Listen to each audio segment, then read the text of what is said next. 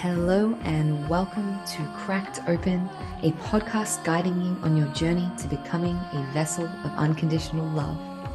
And this is your host, Beck Milonis, High Priestess, Channel, and Activator. Join me on this series as I share reflections, insights, and channel transmissions from my journey of walking the initiation path. Each episode is a unique transmission containing supportive frequencies to facilitate the deepest healing, activation, and reconnection with your soul. I invite you to open your mind and set the intention to receive this episode into your heart space. Let's go. Welcome back, beautiful souls, to another episode of Cracked Open, a podcast guiding you to become a vessel of unconditional love. I am here today with the beautiful Flo Karuna. Flo is a soul brother I had the absolute honor and privilege of meeting in Mexico a couple of months ago. And I was like, dude, you need to come on this podcast. There's some stuff going on. We got to share this juju. So hello, Flo. Welcome, welcome, welcome. Thank you for being here. What up? I'm bringing the juju today. Bringing the juju.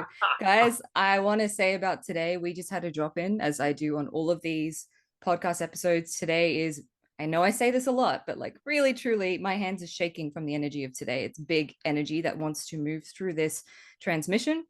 So we're going to dive into and flow with whatever is coming through for today. But it does feel like some of the things that we'll be going into is sacred sexuality, feminine masculine dynamics, and just our own journeys as leaders, as light workers, as healers. So to introduce Flo before we get started, Flo Karuna is a planetary guardian and visionary creator who has dedicated his life to spiritual awakening and the empowerment of others. His natural ability to be plugged into the Akash has led to his creations such as the Pleiadian Oracle deck, Lyran Oracle deck, and Masters of Light board game. Oh wow, there's a board. That's dope. What happens in the board game? That sounds cool. Let's go on a ceremony with your friends and family and activate together. Wow, I love that. As well as the upcoming book Mermaids of Atlantis. Amazing. Flo is also the founder of starcodes.com, dedicated to empowering and bringing forth galactic knowledge into the collection. He is into the collective, I'm sure that's meant to say. He is down to earth soul, seeks to loosen up spirituality while integrating higher dimensional codex into the earth realms in servitude to the new earth. He's also just a really cool dude. I really enjoyed meeting him when I did, and we were just throwing back and forth these awesome topics and jiving. So Flo, thank you so much for being here. I would love if you could introduce yourself in your own words to this collective that we are speaking to today, and just tell us a little bit about your journey that led you here doing what you're doing with your Yes. life. Well, first off, I'm so honored to be here. When I connected with yourself in Mexico City, it was an instant connection, and something transpired at that where when we had breakfast that day. I just felt something went down, Yeah. and it imprinted both of us. Yeah. And I'm still feeling the imprint Mm-hmm. to this moment. So I'm just giving gratitude for synchronicities of life. So for those don't know me, my name is Flo Karuna.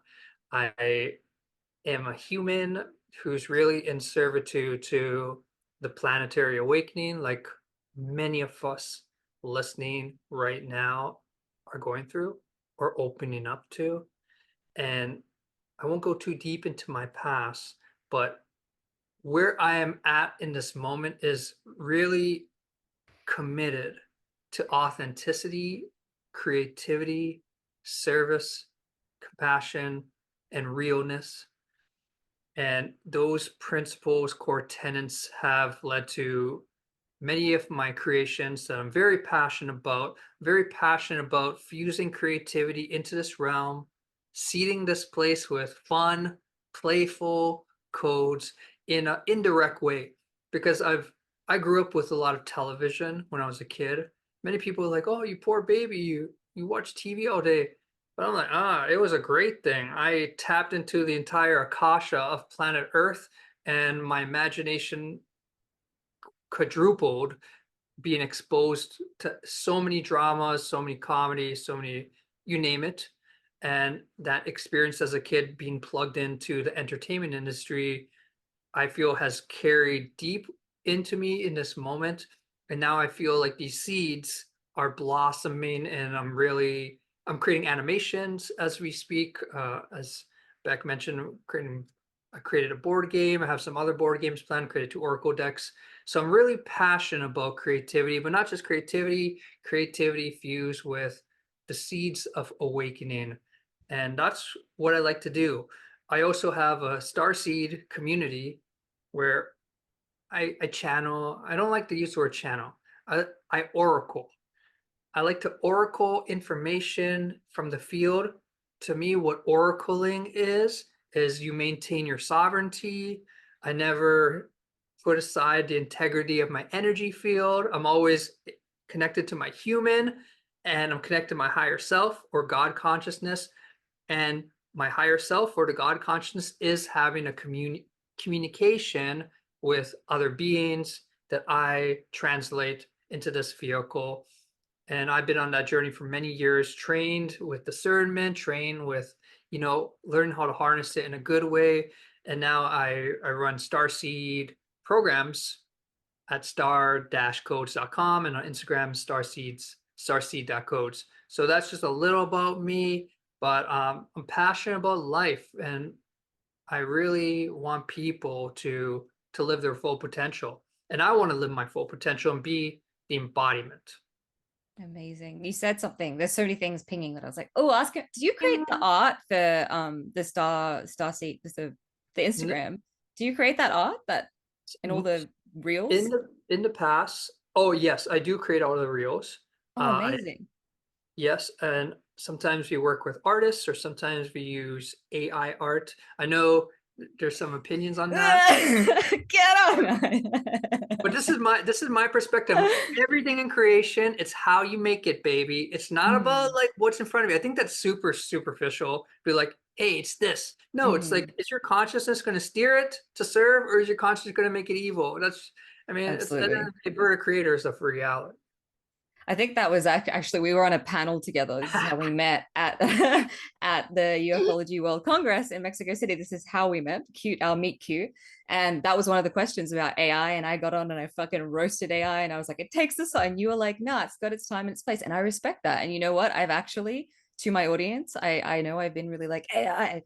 But I've been dabbling with some chat GBT, chat whatever the hell it is, the one that you tell it to do the things, then it does the things. And I found it actually quite helpful. So I think you're right. And yeah, a little correction. So I think one of the things I really appreciate, well, there's lots of things in there that I really appreciate about you, but and you said this to me, so it's really funny because now I'm seeing that reflection of you, the authenticity and the not giving a shit. And so for backstory and context, we were sitting at this table with a couple of other people in Mexico City. And this is when we had this moment of like, boom, there's some fucking amazing codes here. Yeah. And we were talking about sacred sexuality and we were riffing back and forward. And there was this energy, and I was like moving my hands and stuff. I could feel it. And I was like, I don't know if anyone else could feel this. This is some like crazy wild energy. And then in the middle of like the conversation, Flo just full on starts channeling, like closes his eyes and he just starts like dropping some fucking truth bombs in the middle of a cafe in Mexico City. And it was so cool because you just didn't give a shit. You were like, this is me. And we're doing this now. And I love that. And it's so cool because what you said about channeling, you maintained your integrity. Like I could see you were still very much there. You were present as that was coming through. So I'm going to ask you, do you remember anything of what you said? I'm sure you do because you've been bringing this through your content, but let's get them on board on what was coming through in that conversation. Yeah, so I'm just gonna be honest, I don't recall everything, but and it was actually recorded by someone who is in, and I've never seen a recording, but from everything that's coming to mind from what I recall, maybe you could refresh my memory actually. Actually, do you want to refresh my memory because you were listening, and then I'll remember it Okay. So yeah. if You you were remember. talking, yeah, absolutely. I mean, for me, it was just truths. It was truths that I teach, it was truths that I know. And to hear you expressing it the way that you're expressing it, it was like bam. It was talking about where do I want? Okay, let's feel into where this it was talking about, well, the sacredness of our sexual energy and harnessing that to create with, to Mm. be in our base. Basically, you're talking about being in our base human and how it's so important. It was essentially tantra was what you were sharing. You was sharing a very tantric perspective about how we're here to be in this world and of this world, and our sexuality and our base pleasures and how we interact with what is and how we move through life, feeling everything to its capacity and to its depth, is how we can connect to the divine, right? So there is the path of spirituality, which is very, like, I would say it's very masculine. It's like intellectualizing things. It's separating yourself from the human existence, transcending past it. But what you were speaking to and what I felt really alive is like God is in everything. God is in that sexual expression, right? And as I Yes. was tuning into like the collective or whoever was listening to this before we jumped on, I mentioned I could feel a lot of shame and guilt in I was feeling it, wanting to move from this collective of people, because we're taught and conditioned that our sexual energy is so base, like it's so base level, and it's not spiritual, and it's harmful, right? So you didn't really go into that, but that's kind of where I think it's being steered to go in this. That can be such a pure expression, and it's our power. So tell me how you relate to Absolutely. this as that being our power. Like, Absolutely. I love where we're going right now. So, I mean, anyone, it's like, I don't want to talk about AI, but just coming back to that, like how you use anything's reality is your choice. mm-hmm, And sexuality, I want to delete AI from the field and like come to this organic field. But how you use sexuality is really our choice. And it's a powerful gateway when harnessed. And it creates us. Like, like some when I talk about sacred sexuality, I always preface it created us. Just so mm-hmm. people like can dial down on all this bullshit. Are you allowed to swear on this thing? Oh yeah, Yeah. fuck yeah. It's my, Okay. of course, dude. You know me. Beep. Yeah, no beeping. So all this bullshit we've been programmed with on sexuality has fucked with our brains, and it's gave us like this push and pull of shame and intense pleasure. And that's like a mind fuck to humanity. I feel like we've all been mind fucked with sex because it's such a natural current. It birthed us. You know, when we enter this plane, we are bestowed like the astrological chart, right? So we're downloading like the stars the moment we're conceived into reality. But the moment like the sperm and egg, I feel like that's like the true download. And that's when our parents are making love. So we enter this plane with like love. And we've been told it's shameful, and that makes existing shameful. So Mm, I'm on a personal mission, and I know many people, including yourself, are with me. It's like, let's get to the truth of sexuality. And if we're actually here to liberate our planet, I feel it's the baseline to freeing every single one of us. So when I go into the energy, and the more I really tap into it, the kundalini energy and the sexual energy, it's a divine gateway to heaven and God. That's how I see it. And certain words have been coming down yesterday. Was like the orgasm is the gateway, the portal to heaven. And I've had mystical experiences where I felt the divine, God, universe, whatever you call it. I was in a lucid. Okay, I won't go too deep, but let's just say the holy light, the light of lights, enveloped my field, and I was just blasted with emotions that I've never felt collectively. It was like joy, compassion, happiness, emotions, crying, gratitude, you name it. They're all like collectively hitting me. And I always knew that I was like a really deep connective state to the source. Now, like looking back to yesterday, it's like the orgasm is the gateway to God. And I really started thinking about it. I'm like, that's exactly what I felt in those mystical experiences, right? mhm, So I feel like this bullshit, old, dying society, thank God, is promoted pornography a lot just so it could be done one and done. It's like they're gonna mate. Let's just make them have it quickly and move back to like whatever they're doing and forget about it. But the mystics, the tantric practitioners, when I speak with Yeshua and Mary, there's like a consistent theme I get from them, and it's like we're here to extend the orgasm. It's not just supposed to be pop, okay, oh, peace, we're done. No, it's meant to be extended. And when we extend it, that's when we're like in this ecstatic state of being throughout the day. And I feel this is where people like yourself, myself, and many others are recalibrating the planet to right now. Mm-hmm. Yeah. There's a lot in there. Just let me feel, let me feel, let me feel. It's also you brought in Mary and Jesus at the end, and I have such a resonance with like their divine union and all of that. And I've felt that in me, that tantric, it's alchemy is what I want to call it, sex magic, right? And Yeah.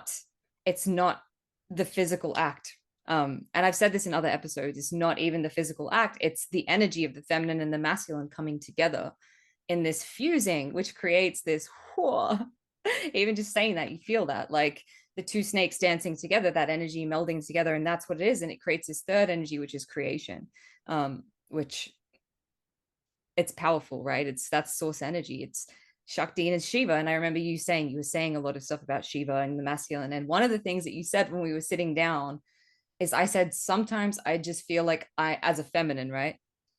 I feel like I'm being fucked by the divine. And you said, that's really interesting because sometimes I feel like I want to fuck the divine. And it was just this uh, like example of the feminine and the masculine and the two ways in which we relate to this energy. The other thing I'm feeling really important. So you're going to say something. Oh yeah, and like just for listeners' sake, when I say fuck the divine, it's like literally expansion Mm-hmm. into all that is. It's not the Mm-hmm. outdated fuck. It's like No, penetrate to the very core. Yeah. exactly. Penetrate it with your force, with your vision, with your it's the word, like witnessing. And that's what the masculine is. It's like that I'm going to penetrate so deeply with my presence. It's what it is. Like literally penetrate deeply with my presence. That's what it is. um it's also, this energy gets so misconstrued, and I think that's part of the problem with our societies. And we did talk about this as well, like you said, it's so interesting whenever we get together, and the other guy, our friend who was also there, we just seem to go into sex. What is this? Like, what the Naturally. fuck, Beck, you witch? Like, no, you didn't say that, but I kind of was like, yeah, it's me, I get it, I have that effect on people. But it's this energy that we don't have a framework to interpret, as this energy could be manifest in so many ways. It could be that we're here to birth a project together, and so there's this orgasmic energy that wants to come through, right? It could be, there's a union that wants to have, there's so many ways in which this energy can be manifest, and it's not just sex. And humans think, oh, I have this pleasure, I have this like stimulation in my lower chakras, I have this desire, and therefore I need to channel that into sex. And it's so often not the case, right? And I Mhm. find for me, a lot of the healing work that I do is very orgasmic. Like I literally have full body orgasms doing the work. And it's not sexual, right? It's absolutely not sexual. And some of the most incredible experiences I've had have been non-physical, and they've been just this presence. They've just been healing. They've been intimacy with someone where it's not even um intimate, right? It's not physically intimate. It's not about that. So talk to me, does that ping anything for you when I'm speaking to like where that energy wants to go? And you're very Yes. creative. Do you think you take this energy and you put it into your creations? First off, I love everything you're saying and on how like you've had like these profound experiences and they haven't been physical. To me, that's very that's felt frequently. The more I connect to this energy, it's like to make love with all that is, Mm-hmm. to enter the God state. And yes, to answer your question, I do like to channel it into creativity or art or exercise or whatnot, because can't speak on your behalf, but at least as a man, when I'm working with this energy and I'm not, releasing my seed, I'm like, a man tends to get a lot of energy, like a Mm-hmm. lot. I'm like a hummingbird sometimes. Like, I'm like just buzzing around the place. And so it kind of changes your structure or way of operating because you just have so much energy. And I honestly feel like you're kind of forced to alchemize it, right? Mm-hmm. To exercise or what it looks like. But when you do the breath work, I I think it's at the end of the day, sexuality is creativity. They are the exact same thing. And we spoke about this, and I'm just in like full authenticity these days, and I don't really give a fuck anymore. It's like so I when I used to like so I'm an entrepreneur. I work on my computer, and it's all creative work, but obviously you got to do the typical stuff too here and there. I was always horny. Like in my 20s, I was always horny when I got on computer, and I didn't understand what was happening in me. I just assumed because I have sexual energy, like I need to like masturbate or have sex with somebody. Like that's what society trains you, and they're like kind of like blocking you from like master creative codes because this is like a Mm-hmm. gateway to God. And if you harness it, you could like have a huge imprint on this reality. And if I could speak to my younger self, which I'm going to do in this moment, I would send him that quantum message like, bro, you don't have to like masturbate all the time. You could like work with this. But also, in those days, I felt I had such high sexual energy, I couldn't even harness it. Like, so what I've been learning is, so I'm on this path now, and I'm like teaching forms of tantra and sacred sexuality, and I'm in my 30s, and it's like there's no way I could have done it in my 20s. There's like a level of maturity needed Mm-hmm. to work with sacred sexual energy and to like hold it with integrity. And Yes. Mm-hmm. so that's also been coming up to me. It's like it's not easy for a man to walk the tantric path.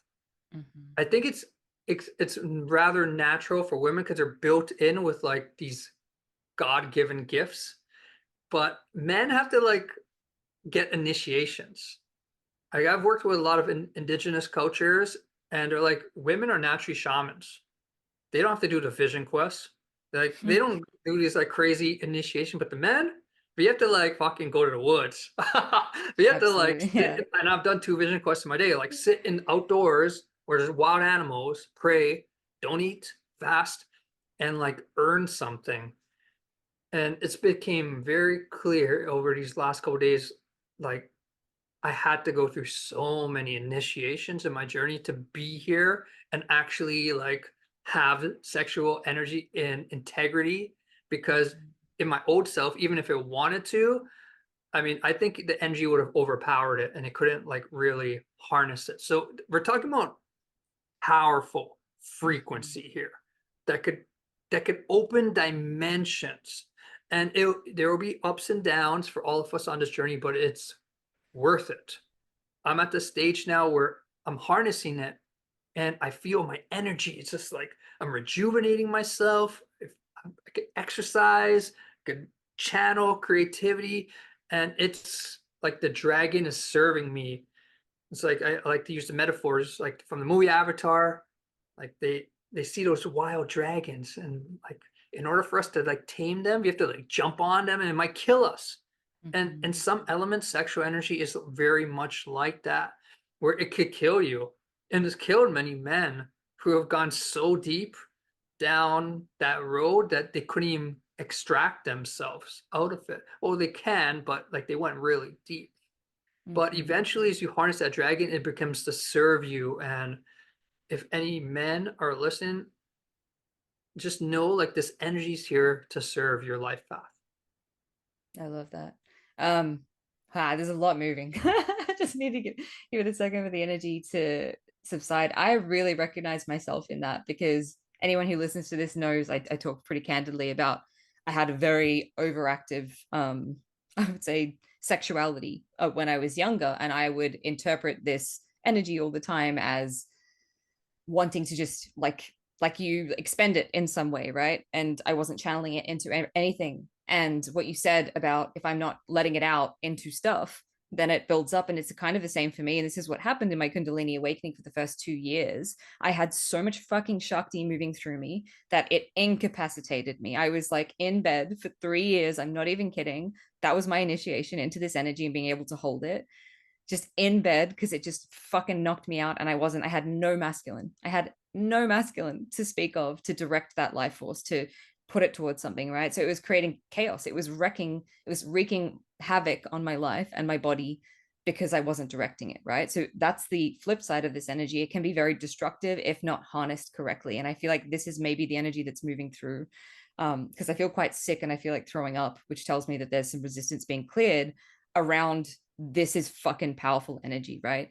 And I think a lot of us we carry, it's not even self-hatred, but there's wounding around oh, okay.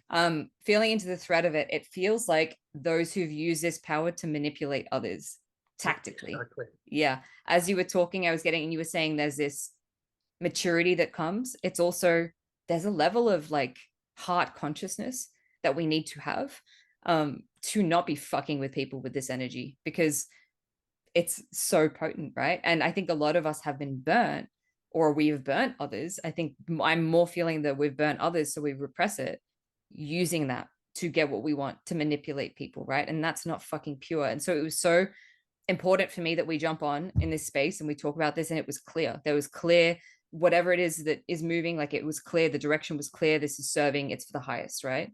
And I think a lot of people when it starts to awaken, they get very, what I want, like tempted by it and the powers that it brings and this almost superhuman quality of it. And that without the discernment and the initiations to bring them back to the love, to the truth, to the higher purpose, they can become quite swayed into a direction with it where it's not productive, right? And I think this is a caveat that's coming through because it is so powerful. Like it's important to speak into what can happen if we're not cultivating that with love, if we're not cultivating that through God, really through like the highest good of all, and not just Yeah. using it for our own purposes to manipulate people, which is what a lot of yogis have done with this energy, gurus in the past, which I Uh-huh. feel like is what's happening and what we're shifting out of in this age, where we're not using this energy to manipulate people, right? I could very easily use the sexual energy that I have to get a bunch of men to do a bunch of shit for me all the time, right?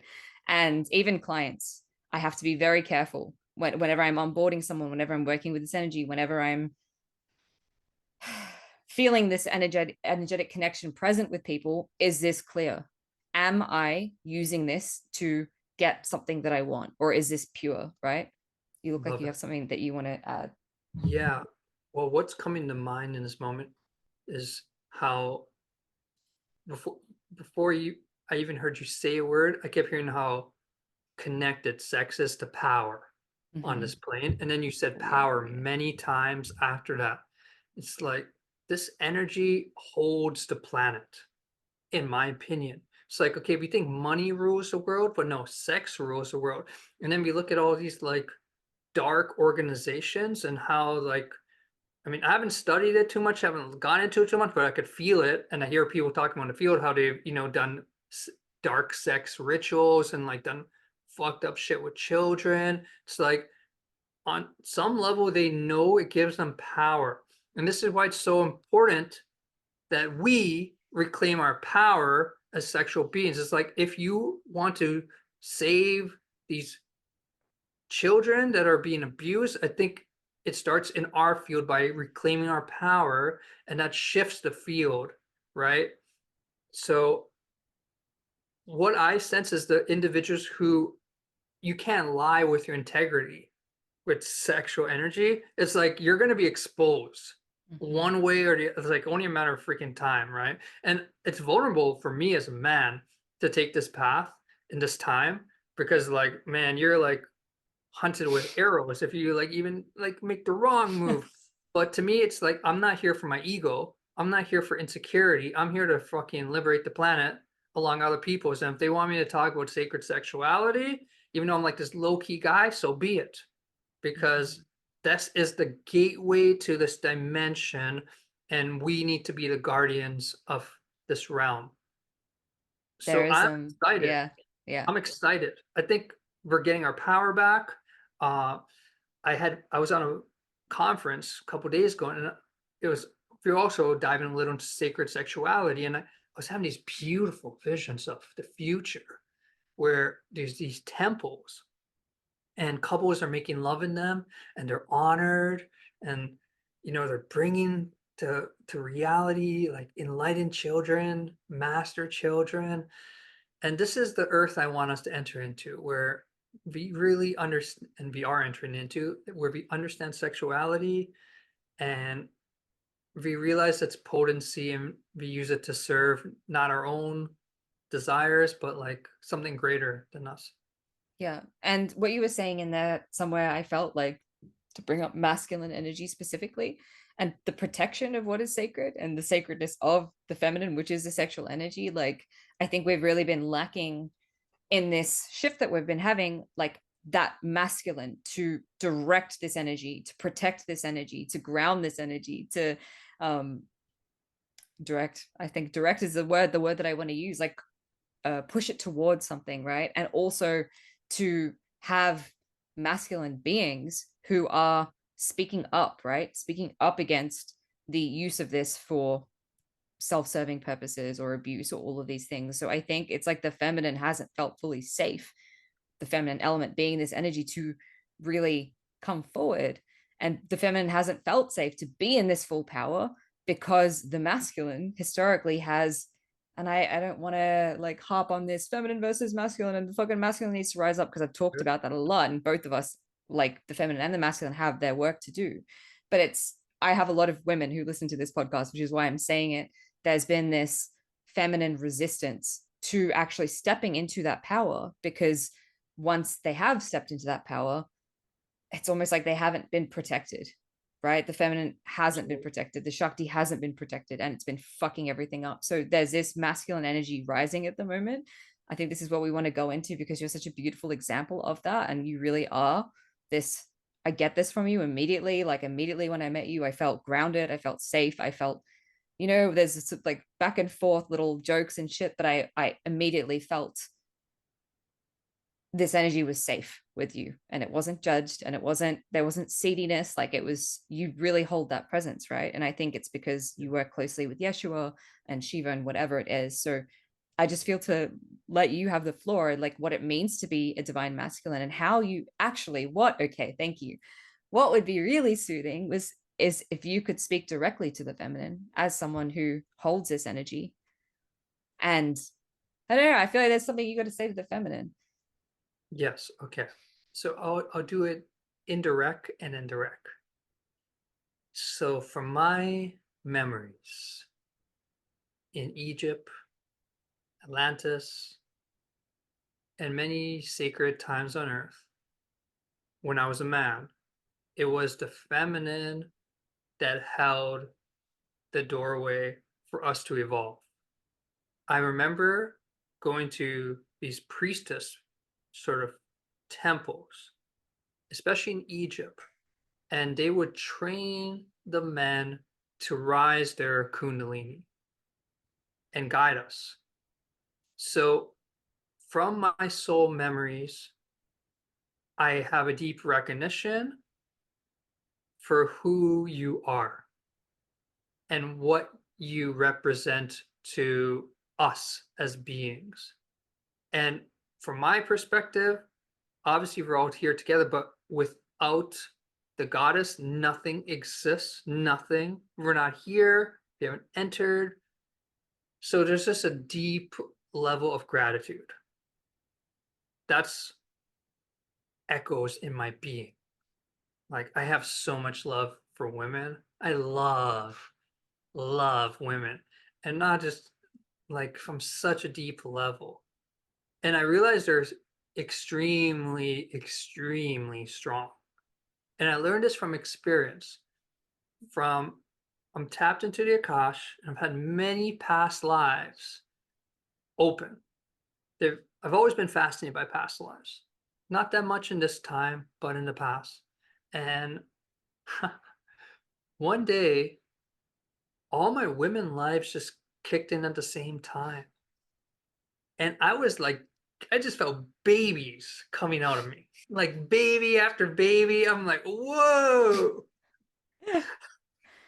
But I know it's true. As funny as that sounds, it made me understand on a cellular level the strength it takes to carry a child in the womb. And I was just like in bows after I experienced. I'm like, okay, I understand now. Women are deeply strong. And since that experience, it's just been about honoring women.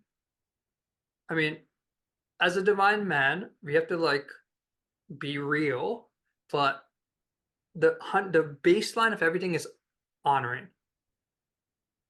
So I just want to honor every single goddess out there who's listening, every fine feminine, and just giving gratitude for your co-creative birth onto this beautiful planet that you reside in. And my prayer is you can, for those who haven't already, to remember the priestess codes from Atlantis, Egypt, and any other time on Earth, and to guide the men in gentleness, because men are going through a lot of healing, and I like how you they could be said gentle. egotistical. They could be Yeah. egotistical and be like, hey, they don't want to listen right now, right? And that's just, I've sensed that shifting. I sense men are becoming more receptive, but I speak a lot with the relationships, people in relationships all the time, so I know the dynamics. And I know I've been in relationships and I've had my moments. So I get all aspects of the wheel. But my prayer is you can remember your priestess codes. I know you're carrying them back. I feel them in you. You embody it. I don't know if you're teaching this stuff to women, but it's just like feeling you, and it's just so important right now. And then from a divine masculine, I have some pillars of what a divine man is. I was going to So, ask you that. So this is great. Just keep okay, talking. perfect. So I was always interested in the divine masculine, like the archetype. And I've been on this journey for a while. I had my awakening in 2006. And I remember one day at a festival in British Columbia where I spent a lot of time. I met this man who I knew, but I felt his energy. And I'm like, holy crap, I finally met a divine masculine. I understand what he is now. I read about him, but now I understand. And what I felt in that being was grounded and heart centered. I feel like that's just like a pillar of the divine men. They're always grounded because you're connected to Gaia and your heart's open. In addition, I find they're in service to the feminine, to the earth, to children, to communities. And what else? I had a list before. There's more. I don't know Yeah, like what it is, but I seriously like my heart is just going boo, and I just want to bawl my eyes out. So I'm just going to acknowledge that in the field. I think it's I feel it. I feel it so deeply. It's like as a woman, you can sense that you're around that because you just feel held. You just feel safe. You just feel like I am welcome here. My emotions are welcome here. My vulnerability is welcome here. This person is a safe space. Like, oh, like there's energy coming through, and I feel it's channeling through both of us, like of what that actually feels like to be in the presence of. I think so many of us, we don't even know what that feels like. um and we yearn, there's a yearning in the heart of the feminine to feel that, right? Yeah, I just had to speak into like, whoa, it's just such a big transmission of this energy coming through, and it's like my heart is like boom, right? Um, so Feeling it even too. yeah, you just speaking into it is like super powerful. There's also something else that's coming down for that to that divine masculine is they own their power. It's within themselves. They don't gotta prove it. Hmm. It's like the toxic masculine is like consistently trying to prove himself. And I know we all have insecurities. We're human. We're gonna have moments where we're gonna do that, but we're gonna take the path, whether slow, but we're gonna walk on that path to like owning our energy. And I feel the divine masculine owns their energy, power within. And since they're in their power, they don't have to flaunt their power. And they could just be like a bear, a teddy bear, relaxed, like soft on the outside, strong on the inside. That's how I see the divine man. Instead of like how we see in media, it's like strong on the outside, but weak on the inside. Hmm. That's that's like a hurt man. And that's a man that needs like to be real, express himself, be vulnerable, and understand that vulnerability is strength because vulnerability allows us to crack and expand and strengthen, right? So my prayers are up for that man, and we're getting there. We're getting there. It's happening. When you met this man, like what was the process for you after that? Did you then go, I'm gonna go be like him, I'm gonna go learn everything that there was to learn? Like how did you actually step into this energy? Because it's a fucking journey, right? Yes, that's a good question. So it's funny. When I met him, I completely honored him, and he actually had tears in his eyes. It was like this was like 2015. It was such a beautiful moment. I was in tears because I had never experienced this man before. So, and I understand those tears now, right? Like even I've been there and it's like, oh, it's a beautiful thing because it's like it's like coming back to an ancient remembrance, right? It's the only metaphor I could think of. It's like in these times where the environment has been destroyed, and then we like enter somewhere and then we see like indigenous tribes and they're honoring the planet and like everything's normal and like a tear will come from remembrance. That's what it felt like meeting that brother. And I wanted to learn from him, but it just never transpired for us to spend a lot of time other than going to one men's retreat, but it was just a group of friends. And so I kind of watched him from afar, but I'm glad you asked this because I think it's important to have role models, Mm-hmm. guides on the journey, not just guides in the spirit realm, because we have, but guides in the earthly realm that have codes for us. And I think just placing him in the altar of my consciousness naturally led me to that path. Mm-hmm. Absolutely. And so what like practices or if okay, if there's someone listening to this that wants Great to question. develop more of their divine masculine, what would you recommend as a practice or a resource? Because it's still like honestly, and I say this a lot on here, still we're lacking in really powerful masculine leaders standing up. They're coming. They're coming. And like you're an example. I've had a lot of beautiful men on this podcast now standing up, but I still feel like there's work to be done. Like there's more to stand up. So as someone here who is a leader, is a guide, what is some advice or some practices that people can start to do to tap into and cultivate that energy? I love this. Okay, so the first thing is being authentic in your vulnerability. You know, fronting is not going to get you nowhere, brother, if you're listening, but diving into the depths of your truth is going to. So, getting real is very important. A lot of men and beyond men just like try to get their approval from an external pursuit, which is fine, but get real. And we get real by spending time with ourselves. I'm going to sound like cliche here, but really we have to get to know ourselves. And whether that's journaling or spending time in the outdoors, getting to know ourselves is very imperative to enter into the divine masculine because without that, moment to attune to ourselves, we replay the old script of society, and that's like being unconscious. But we gain consciousness in those breaks. Number two, and every man's different, but I'll only speak from my journey. So I found the divine masculine codes came online so strong when I started moving my body, when I started working out, when I started running, when I started, physical activity. And in this world of technology, we kind of lose adrenaline and like the masculine energy by sitting in front of our computer all day or staring at a screen, right? So if you're listening, get your ass out there, get moving, get sweating. That's what makes you feel like a man. There's a good feeling. It's like my voice just shifted. It's like that's the real deal. That's that's who we are as men.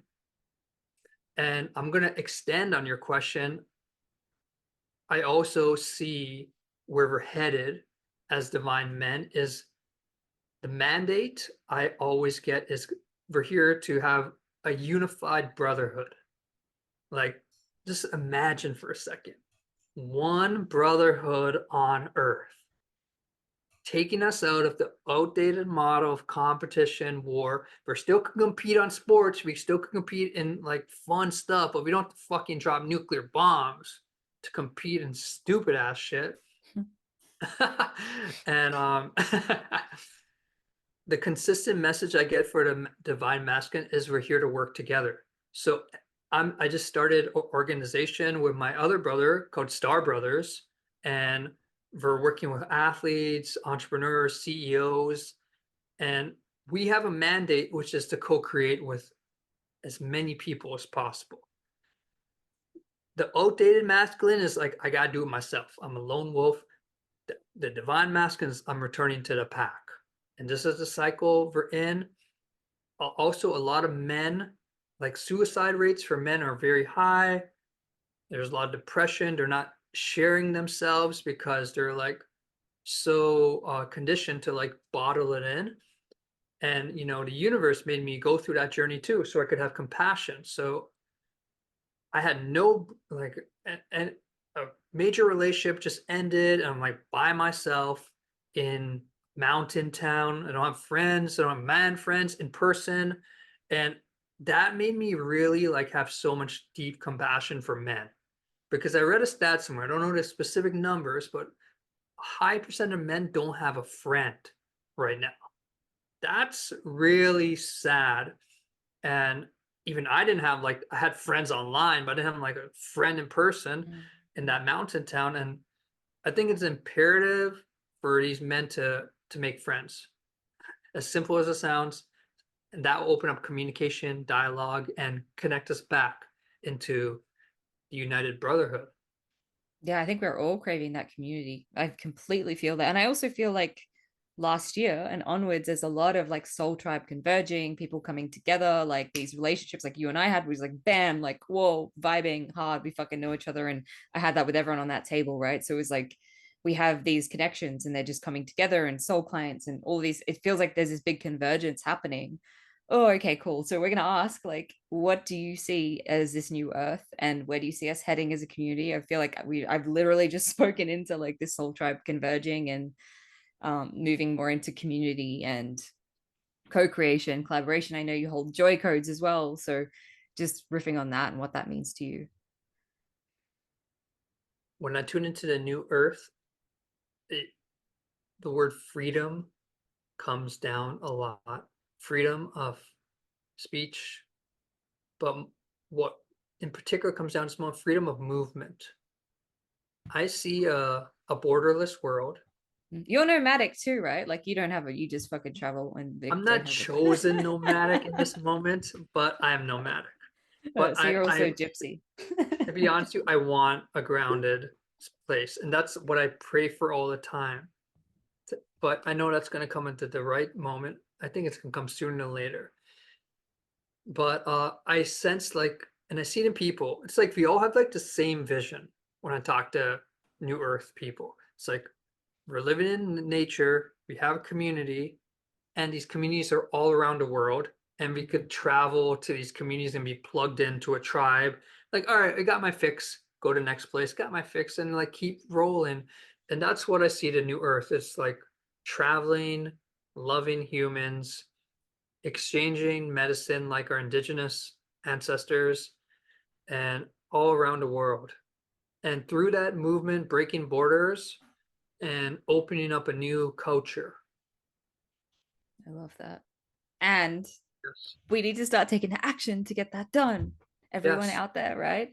Because I think a lot, we all talking about it, and everyone's like, "I want to farm where I grow my own vegetables, and then my friends can come, and we all sit around, play guitar, and do ayahuasca, right?" And I think like that's a like you have. I've had that I've story never with a done lot of ayahuasca. people. No, I've never done ayahuasca either, but I mean, like we've had those conversations with people who are like, "This is what I desire, right? Like to have all those things, to live out in nature, to have community, to be able to travel."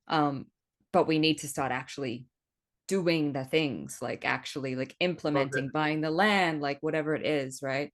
um so but I love that, like my heart was so warm, like hearing your vision. I'm like, that's my I that sounds amazing. And It's for all our me, vision.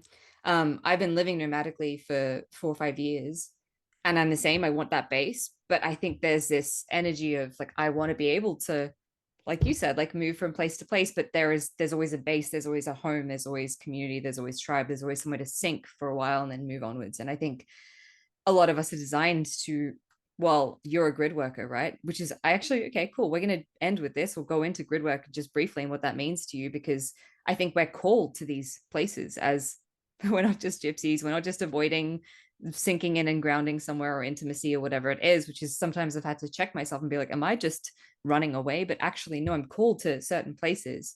And I think many of us are, because we're grid workers, we're called to spread our love and our juju everywhere, and maybe open portals or whatever it is in other places. So what's your experience with this been? Have you been like called to certain places and you're like, I need to go spend a month here, and then spirit calls you somewhere else? Or like, what does that look like for you? Yeah, great question. Well, I've traveled a lot in my day. I actually traveled for almost like 7 straight years, and Wow. it was all based on intuitive traveling. Like spirit would be like, "Hey, you got to go here," and they'll give you signs, and I did it. I'm more like balanced these days, but I will speak from I'll speak from my full-on grid working days. We're like pieces of kundalini from like the macro, and we're like spreading the kundalini through the ley lines. And I mean, we're following ley lines. The ancestors follow ley lines. We're following ley lines. We don't have to be conscious of it, but we're in a living organism. And when the body is healing, cells like magnetize to certain places. And from like the energies perspective, the kundalini or the multi-dimensional energy gravitates to chakras. I feel like we gravitate to these chakras on the earth so we can get like codes and then spread them throughout the bloodstream. That's to me grid work. Uh, it's sometimes you got to do ceremonies. I was taught by an indigenous elder from the Shoshone tribe in 2012, how to do like crystal grids and bless the earth to like prevent earthquakes and all this other stuff. And this stuff works. Like, so you could do it manually, you could do the ceremony, or just your presence alone can grid the planet. But we are all grid workers in these light workers, star seeds, whatever, shadow worker, whatever you want to call yourself. We are grid workers. I love that stuff, but I want a home. And since you're like, we need to make it happen, if I've found 55 acres in British Columbia with the best pure water I've ever tasted. Fresh water. You literally pour your water bottle and you're like, the bottle's buzzing. Wow. And if anyone wants to be an angel investor, you could go to star-codes.com or reach out to me. And I want to make this happen. And it's happening. I've met people, I've met many people who are starting communities, but just like the Tantra path, there's like a high level of integrity too, right? It's like maybe we're still being trained because maybe I'm not saying we're not ready. I think we are ready, to be honest with you, but I'm just looking at the big picture. Maybe in the past, if we did it, we wouldn't have been ready for full integration. But I feel like the field is ready. And, during the COVID times, I thought it was going to happen, but a Mm-hmm. timeline jumped and like all this bullshit ended, thank God. And the spirit, like I was planning to build a community at that time. And then the timeline jumping, we got out of that whole bullshit. And then they're like, you need to start traveling again because there's a window to bring light to the entire planet. So I think we're we haven't grounded by design. Mm-hmm. Interesting. And also, there's a lot of light workers who have shit around money, which, kind of we need that in this realm to purchase the land, to build the shit, right? So I think as that's clearing too, and where more of us, like I'm actually in this moment, really, really, really diving into like money and self-worth and money is sexual energy and all of these things. And I feel that in the collective, that's really present now. A lot of us being like, oh crap, we need resources to build this new earth. Like we need to actually have the resources and the currency to be able to do that. But I love that. And I love that idea for a community. And fuck yeah, if I had money to invest, I would be there, right? Like putting the money down. But maybe I can just roll up one day with my suitcase. Yo, There's a put me spot for you. in your house. It's a good year Amazing. for money. Year of Yes. ape. Mm-hmm. And the year of the dragon, which apparently, according to Chinese astrology, I now I'm just like riffing, but I was looking at an article and it was like the five Chinese zodiacs that are most likely to become millionaires, and mine was the top number one. So, guys, listen to me now. That's right, year of What's the your rooster, horoscope? year of the rooster, or a Pisces in Ooh, traditional, yeah, but year of the rooster. So there you okay. go. Yep, gonna be I'm rich. gonna be hanging with you. Yeah, I'm gonna buy the community for everyone. Amazing. Okay, cool. Let's just feel in. Is there anything else? I feel like we've covered most things. That feels pretty clear. Is there any parting wisdom, knowledge, anything that you would like to share? Well, I just feel we're gonna be co-creating a dolphin retreat on February 10th in Puerto Vallarta with Aaron Lyons. And I just feel the dolphins when you ask me, and I just want to share that retreat. It's going to be super powerful. But more importantly, I feel it's going to be creating a bridgeway between human consciousness and the animal collective. It's on the first day of the Lunar New Year's. And, just to circle back to your new Earth question, the new Earth is humans and animals in cooperation. So Beautiful. I think it's going to be so potent. What did the dolphins want? Why did they just want me to share that? So I'll leave it at that. And I do feel like their energy coming through with like that joyful, happy, and very orgasmic energy. I'm just gonna say they got some pretty orgasmic energy, dolphins. They're sex masters. Yeah. That's a weird thought, but yeah, I feel that. I feel that in the I feel that in the energy. Cool. Flo, this has been such an honor and a pleasure. Where can people find you if they want to find more about the work that you do? Just tell us where we can find you. Yeah, so on Instagram, I'm starseed.codes, website star-codes.com, and you can find the Lyran, Palladian, and Masters of Light Oracle on Amazon. Amazing. Thank you, thank you, thank you. And I wish I could be in Mexico for this retreat, but sometime in the future, I'm sure I will be seeing you soon. Sure we will. Until next time, beautiful souls, thank you for listening, and I love you. Thank you for listening to another episode of Cracked Open. Don't forget to hit subscribe and share with a friend if this episode has served you in any way. For more information about the work that I do or to get in touch with me, read the show notes or head to beckmylonis.com. Until next time, beautiful soul.